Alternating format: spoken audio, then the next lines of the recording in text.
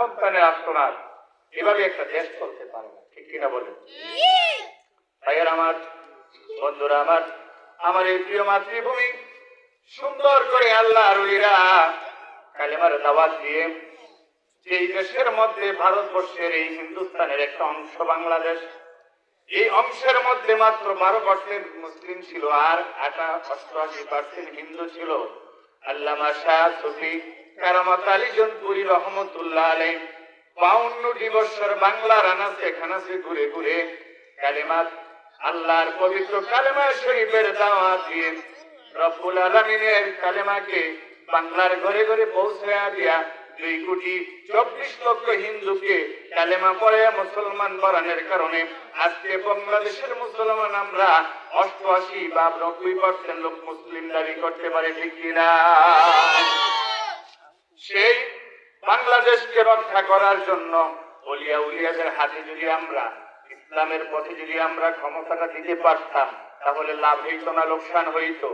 ইসলামী দল আর আল্লাহর ওলিরা যদি ক্ষমতায় থাকতো, ভোট দিয়ে না, নির্বাচন করে না, ইলেকশন না, সিলেকশনে, বলেন সুবহানাল্লাহ। কারণ হাদিস শরীফের মধ্যে ইলেকশন জায়েজ নাই, গণতন্ত্র জায়েজ নাই, সমাজতন্ত্র জায়েজ নাই, রাজতন্ত্র জায়েজ নাই। আল্লাহ রাব্বুল আলামিনের হাবিব প্রিয় নবী মুহাম্মদ রাসূলুল্লাহ সাল্লাল্লাহু আলাইহি ওয়াসাল্লাম হাদিসে পাকের মধ্যে ঘোষণা করেন ইসলামী রাষ্ট্র কায়েম করার জন্য একমাত্র মডেল হচ্ছে খেলাফত, বলেন সুবহানাল্লাহ। আর জোরে বলেন না সুবহানাল্লাহ।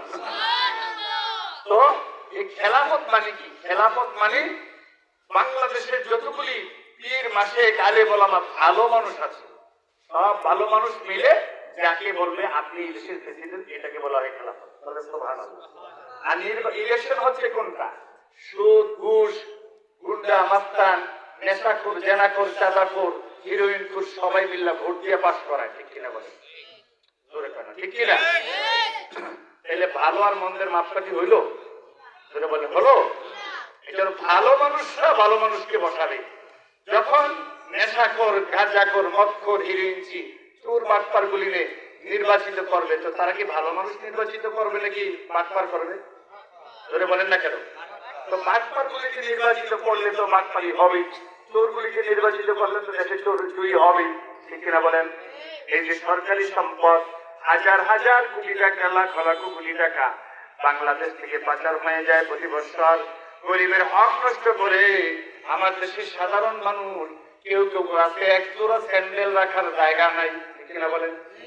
এমন লোক আছে 3 বেলা পেট ভর্তি করে 3 বেলা খাবার খাবে, মোটা ভাত খাবে, সেটারও ব্যবস্থা নাই। কিন্তু এমন লোক আছে হাজার হাজার কোটি টাকার মালিক, এত টাকা দিয়ে বাবা তুমি কি করবা? আমি গত জুমায় আমার মসজিদের বয়ানের মধ্যে আমি প্রশ্ন করেছিলাম, একটা মানুষকে বেঁচে থাকার জন্য কত টাকার প্রয়োজন, কয় কোটি টাকার প্রয়োজন? কেন তুমি হাজার হাজার কোটি টাকা আত্মসাৎ করে, দুর্নীতি করে, দেশের মানুষের হক নষ্ট করে, দুর্নীতি করে টাকা জমায়া আজকে মাতৃভূমি ছেড়ে পালায় যেতে হয়, ঠিক কিনা বলে? দুর্নীতি যদি করতো না করতো তাহলে দেশ ছেড়ে যেতে হতো না।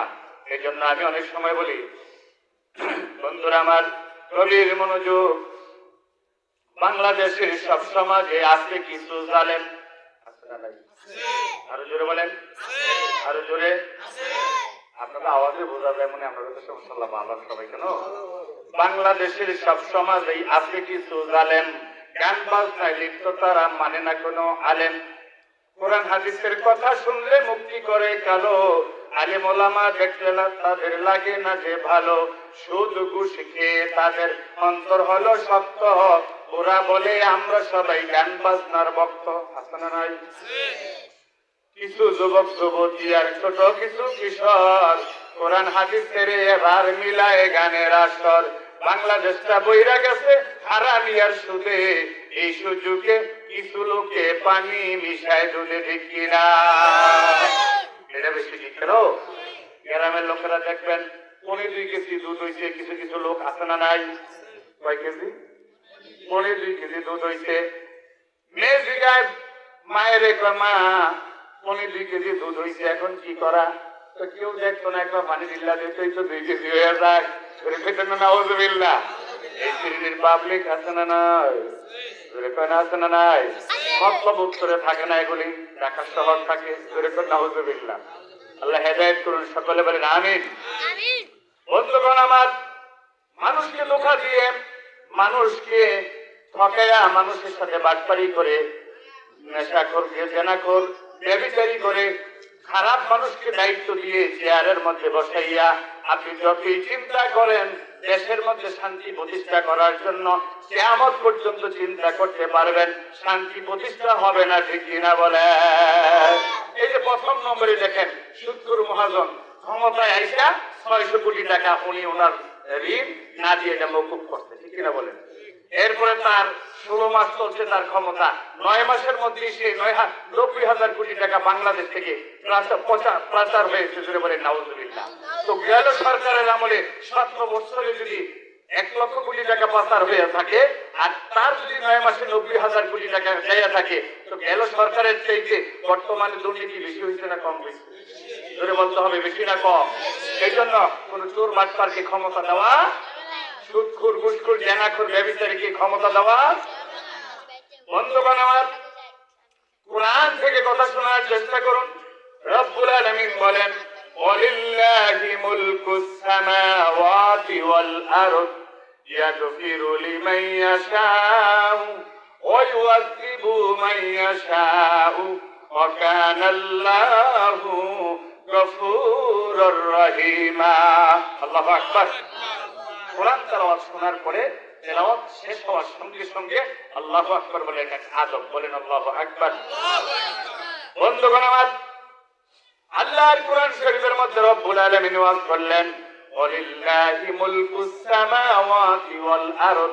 তোমরা কি দেখো না? আল্লাহ প্রশ্ন করতেছে, সুবহানাল্লাহ বলবেন না? আল্লাহ পৃথিবীর মানুষকে প্রশ্ন করতেছে, তোমরা কি দেখো না? মুলকুস সামাওয়াতি ওয়াল আরদ, এই মুলুক শব্দের অর্থ হচ্ছে রাজত্ব। মুলুক শব্দের অর্থ কি? আরো জোরে বলেন। আল্লাহ বলতেছে মুলুক শব্দের অর্থ হচ্ছে রাজত্ব, এই রাজত্বের মালিক আমি আল্লাহ। এরপরে বলতেছে অলমাইটি গড।